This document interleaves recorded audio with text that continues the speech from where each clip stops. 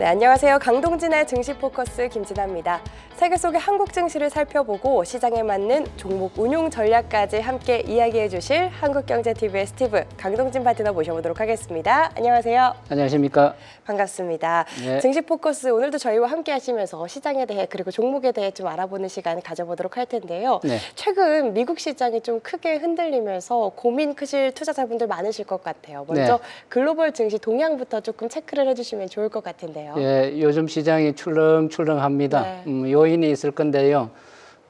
트럼프 대통령의 관세 부과 정책이 여러 가지 부작용을 낳고 있다 하는 보도 자료들이 여기저기서 나오고 있습니다. 조금 더 내용을 좀 살펴보면요, 관세 부과 정책이 코스트 푸시 요인이다. 즉 비용을 발생시키는 요인이다 하는 것은 누구나 이해를 하실 만할 것이고요. 그래서 비용을 발생시키는 그런 행위들이 계속되니까 시장은 스트레스를 받게 마련이고요. 그래서 시장이 스태그플레이션에 빠질지도 모른다 하는 정도로 그런 조금 자극적인 그런 반응까지 일어나고 있는 그런 상황이었습니다. 그래서 증시가 전반적으로 부진했고 또 투자자들도 투자를 하는데 애로를 겪고 그랬던 상황인데요. 그 다음 날 하루 어제죠. 어저께 좋은 뉴스가 나왔습니다. 경제 지표 하나를 발표했는데요. CPI 지표라고요. Consumer Price Index라고요. 소비자 물가 지수 발표가 있었습니다. 이거 예상보다도 낮게 나왔고요. 소비자 물가 지수가 낮게 나왔다는 얘기는 인플레이션에 대한 걱정을 했던 것이 다소 안 해도 되는 정도로 완화된 것이잖아요. 그래서 CPI 지수의 약세가 정권시장에 우호적으로 작용해서 증시가 일제히 상승하는 그런 모양새를 갖췄던 것입니다. 그래서 전반적으로 트럼프 대통령의 여러 가지 그 일련의 행위들이 증시에 부담으로 작용했는데 물론 중간중간에 그런 이슈들이 시장에 영향을 미치지는 하겠지만은 어느 정도 시장이 내성을 갖는 그런 단계까지 왔지 않느냐 그렇게 말씀드리고 싶습니다. 네, 트럼프 관세 정책으로 인한 글로벌 증시의 출렁임과 함께 우리 시간으로 12일 발표된 CPI에 대한 흐름까지도 체크를 해주시면서 투자 전략 이야기를 나눠봤습니다. 저희 지금 이 방송을 통해서 ETF에 대한 공부를 계속해서 하고 있잖아요. 네. 우리 박사님과 이렇게 대화를 하면 할수록 정말 ETF가 너무 하고 싶어진다 이런 마음이 들고 있는데요. 네. 오늘도 관련해서 좀 자세한 이야기 나눠보면 좋을 것 같아요. 아직 예. ETF란 무엇인가 이해가 조금 부족하신 분들도 계실 수 있기 때문에 오늘도 간단하게 ETF란 무엇인가 먼저 설명을 해주시면 좋을 것 같은데. 예, ETF 시장이 아주 열기가 넘치는 것 같습니다. ETF란 Exchanged Traded Fund의 약자로요. 국내에서는 주로 상장지수 펀드로 알려져 있습니다. 여러분도 준비하시는 분들의 경우는 어느 정도 눈에 익은 그런 단어지 않을까 그렇게 생각이 되는데요. 과거 자산운용사에서 출시한 인디펜던스 펀드라든지 디스커버리 펀드라든지 등등의 뮤추얼 펀드를 운영하던 때가 있었는데요. 그때하고는 좀 발전이 된 그런 단계다 그렇게 여러분들이 이해하시면 되겠습니다. 대부분 펀드에 가입한 후 펀드 매니저가 운용하며 펀드 운용 결과를 가입한 고객에게 알려주는 투자 상품이 여러분들이 그동안에 쭉 보아왔던 뮤추얼 펀드거든요. 그런데 개인 투자자들이 직접 운용하는 것이 아니고 운용을 전문가에게 맡기는 그런 상품이었습니다. 그런데 ETF는 이런 번거로운 절차를 생략하고 주식처럼 언제든지 필요할 때 매매할 수 있도록 만든 상품으로 주식 거래소에 상장이 되어 있습니다. 그리고 일반 주식과 똑같이 같은 방식으로 거래되는 펀드를 ETF라고 얘기한다. 그렇게 정리해서 말씀드리겠습니다. 네, 상장 지수 펀드를 뜻하는 ETF. 제가 갑자기 좀 궁금해지는 부분이 있는데 네. 그렇다면 가장 먼저 시작된 ETF, 이 세계 최초로 시작된 ETF가 뭔지 궁금해졌거든요. 예, S&P 500 지수를 네. 기반으로 한 ETF거든요. 이름이 스파이고요. 스파이. 예, 좀 구체적으로 좀 말씀드리도록 하겠습니다. 네. SPDR S&P 500 ETF 트러스트 그렇게 돼 있는데요. SPY로 이렇게 약자로 이걸 티크라고 얘기를 할 건데 네. 여러분도 아마 들으셨을 것입니다. 이 SPDR은 운용사의 이름입니다. 운용사의 이름이니까 SPDR이라는 운용사가 이 ETF하고 관여가 되구나 그렇게 이해를 하시면 되고요. S&P 500은 인덱스 펀드의 이름이고요. 그다음 트러스트는 그 관계 기간을 뜻한다 그렇게 이해를 하시면 되겠습니다. 1993년도 1월에 상장이 되었고요. 미국 S&P 500을 추종하는 그런 지수다 그렇게 생각하면 되실 것이고요. 시가총액 규모가 700조 규모에 이르는 세계 최대의 펀드다 그렇게 이해를 하시면 되겠습니다. 그 다음에 두 번째로는 이 S&P 500을 추종하는 뱅가드 펀드부터 먼저 소개를 할게요. VOO 펀드인데요. 뱅가드 S&P 500 ETF 그렇게 이해를 하시면 되겠고요. 세 번째는 블랙록의 IVV ETF입니다. 이 두 개의 ETF는 모두 S&P 500 지수를 추종한다. 그렇게 보시면 되겠습니다. 그래서 스파이, 뱅가드의 부, 그 다음에 블랙록의 IBB 모두 이 세 개가 S&P 500을 추종하는 ETF구나. 그렇게 여러분들이 이해하시면 된다는 뜻입니다. 오늘 또 처음 소개해 주신 ETF, 세계 최초의 ETF로 스파이, S&P 500 지수를 추종하는 스파이 이야기를 해 주시면서 네. 부와 함께 IVV까지 네. 또 세 가지 ETF를 소개를 해 주셨는데 네. 제가 아까 듣기로는 오늘 네. ETF를 소개해 주실 때 네 가지 준비해 주셨다고 했거든요. 네. 그렇다면 또 하나 준비해 주신 ETF가 있으면 어떤 ETF인지 예, 궁금합니다. 그거 소개해 드릴게요. 네. 일단 S&P 스파이부터 조금 설명을 더 드리고요.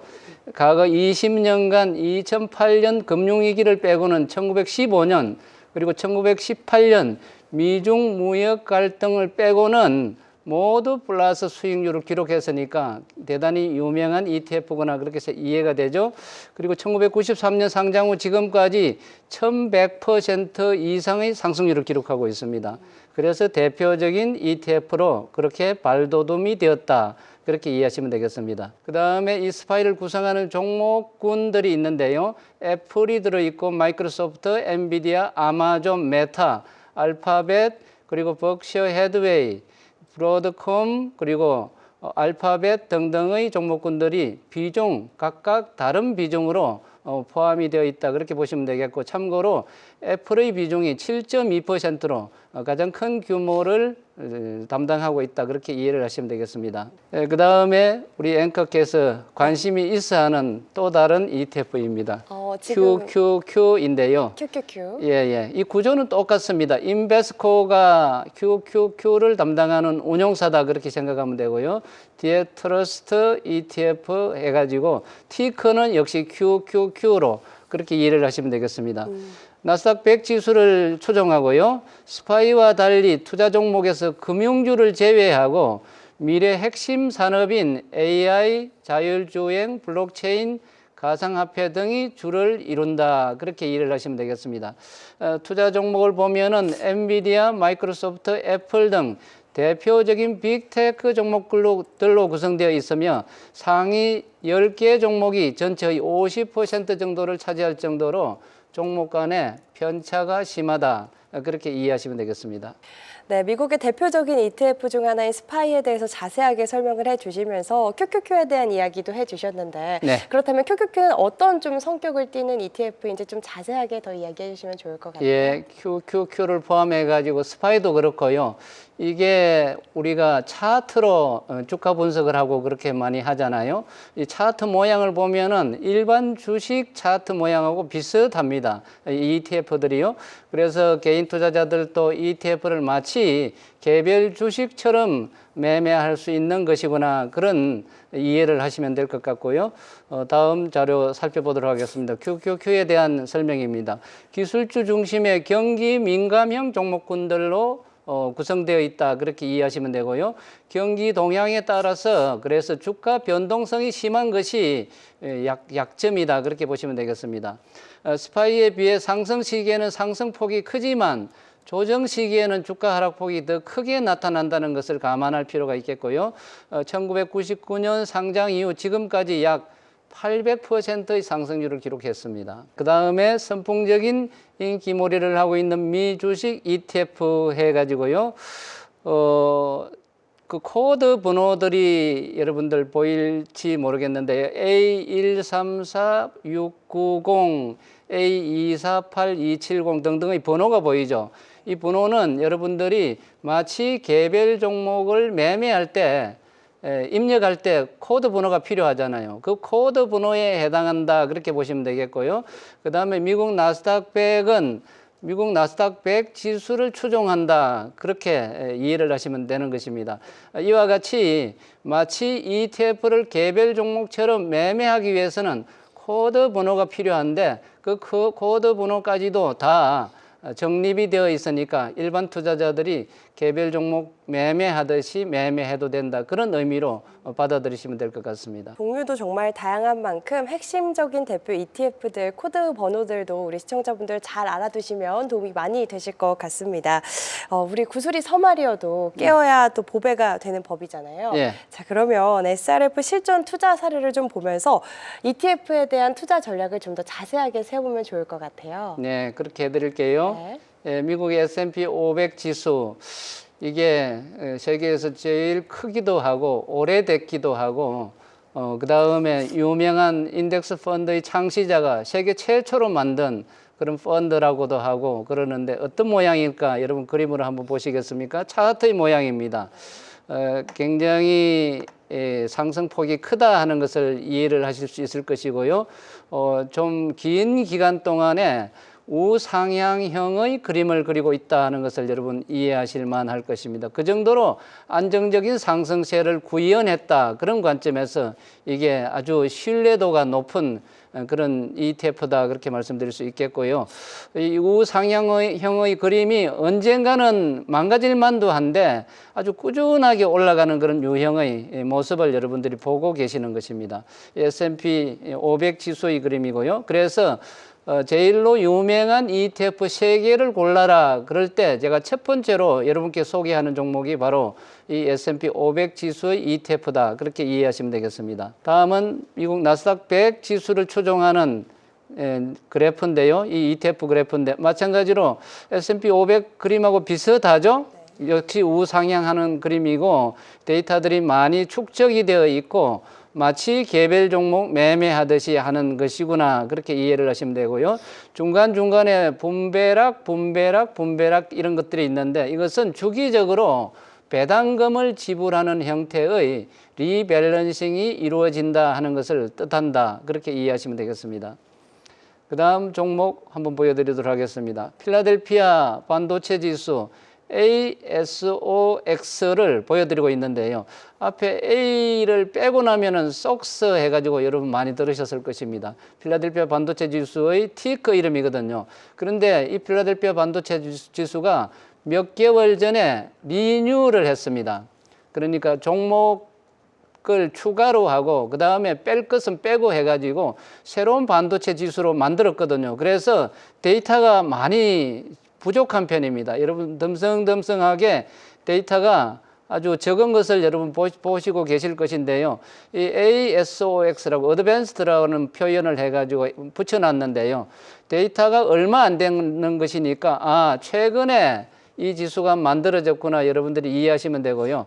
장점도 되고 단점도 되겠습니다만은 장점이라고 하면은 이게 손을 많이 안 탔으니까 아직 많이 오르지 않았으니까 참신한 그런 면이 있겠죠. 그리고 앞으로 가야 할 그 길이 멀리 있기 때문에 여러분들이 이 종목을 장기 투자한다 그러면은 오래 가져가도 되는 그런 유형의 종목이니까 필라델피아 반도체 지수를 설명을 좀 더 해드리는 것입니다. 실전 투자 사례들까지 이렇게 좀 살펴보니까 ETF는 정말 우리 강동진 박사님께서 늘 이야기를 해주신 것처럼 정말 안정적으로 움직일 수 있는 큰 배 같다라는 생각이 드는 것 같습니다. 네. 그렇다면 우리 박사님께서 최근에 좀 주목을 하고 있는 ETF가 있다면 어떤 쪽의 ETF 주목을 하고 계실까요? ETF 그 종목 동향인데요. 네. 그 종목 동향은 이제 좀 아래로 내려가 봐야 되는데요. 글로벌 온 디바이스 ETF 해가지고 앞에 타이거는 미래에셋 쪽이 운영한다는 그런 이름이니까 여러분 이건 빼고요. 다른 운용사 ETF도 마찬가지거든요. 그래서 글로벌 온 디바이스 AI ETF라는 것을 제가 샘플로 하나 가져왔는데 이 ETF의 온 디바이스 쪽은 뭐고 글로벌은 뭐지? 이런 복잡한 그런 이름들이 있는데 이 내용을 좀 소개해 드리고자 합니다. 이 ETF를 여러분께 마치 종목 추천하듯이 추천하는 것이다. 그런 개념으로 여러분들이 이해하시면 되겠습니다. 네. ETF도 종목 추천하듯이 추천도 하고 그리고 매매할 때, 거래할 때 코드 번호도 적혀 있고 다 그런 것이구나 하는 것을 여러분께 친숙함을 느끼게 하는 그런 유형이다. 그렇게 보시면 되고요.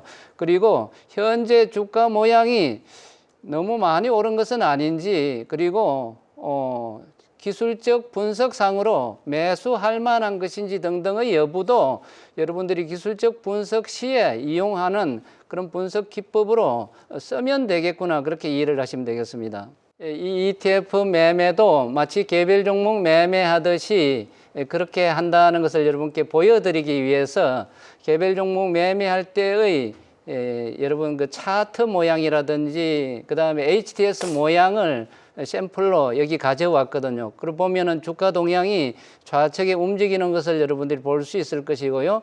21,820원인데 현재 45원 떨어졌다. 마이너스 0.21%다 하는 이게 마치 개별 종목 보는 것과 같죠.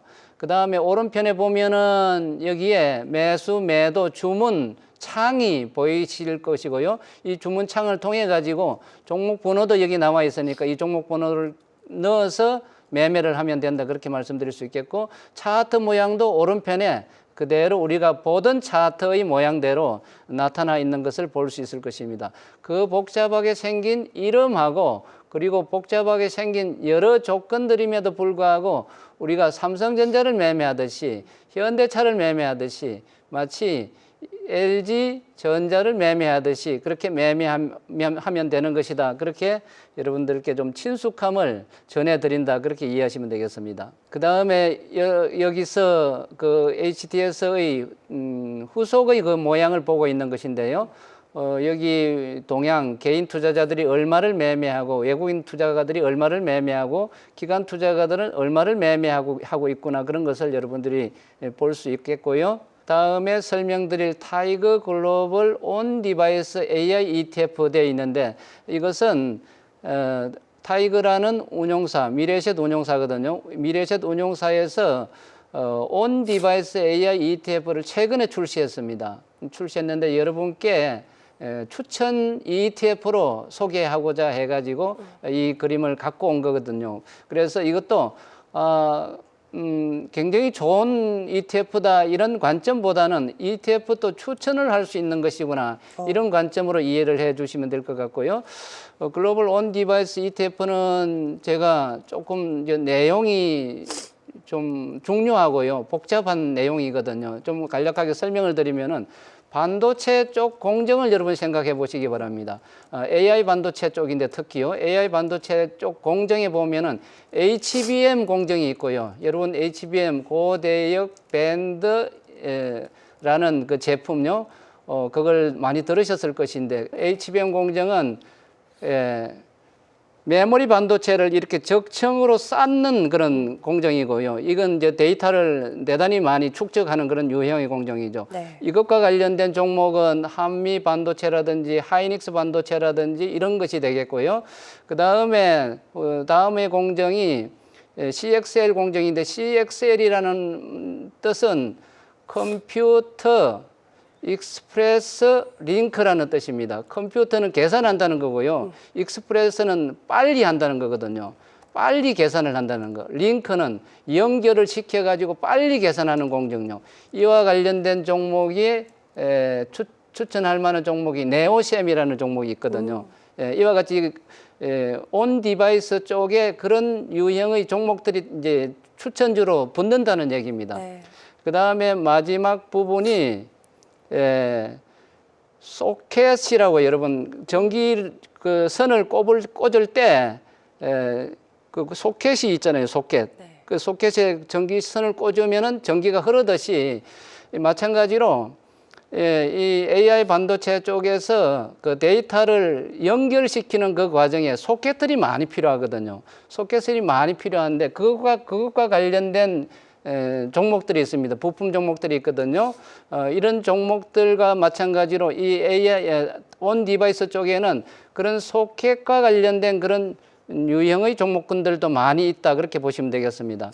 조금 복잡한 내용으로 전이가 되었는데요. 여기 보면은 이 타이거 온 디바이스 AI ETF의 보유 종목들을 보면은 퀄컴 반도체도 있고, 암이 있고, 애플이 있고, 알파벳이 있고, TSMC 등등이 있고, 여러 유형의 그런 역할을 하는 종목들이 쭉 있습니다. 그래서 굉장히 중요한 종목들이 많이 포함이 되어 있는구나, 그렇게 이해를 하시면은, 온 디바이스 AI ETF가 굉장히 유망하구나, 그런 식으로 여러분들이 이해를 할 수 있겠죠? 그 다음에 그래프를 한번 보시기 바랍니다. 이게 우리가 일반적으로 보던 개별 종목의 그래프하고 조금 유사한 면이 있죠. 이렇게 복잡하게 생긴 온 디바이스 ETF에도 이런 그래프가 나타나는구나, 그렇게 보시면 되겠고요. 그래서 이 그래프를 보고 저점에서 매수해서 어느 시점에서 매도하면 되겠구나, 이런 생각을 할 수도 있을 것 같고요. 그 다음에 전체적으로 ETF를 매수 매도할 때 어떤 기준이 있을까 없을까, 그런 관점에서 이 그림을 한번 보시기 바랍니다. 여러분들이 일단 목표치 상단을 정해 놓고요. 그 다음에 목표치 하단을 정해 놓고, 나는 목표치 하단에 이탈하면은 손절매 할래, 그런 판단을 할 수도 있겠죠. 그 다음에 목표치 상단에 접근을 하면은 많이 올랐으니까 이익 실현을 할래, 그런 생각을 할 수도 있겠죠.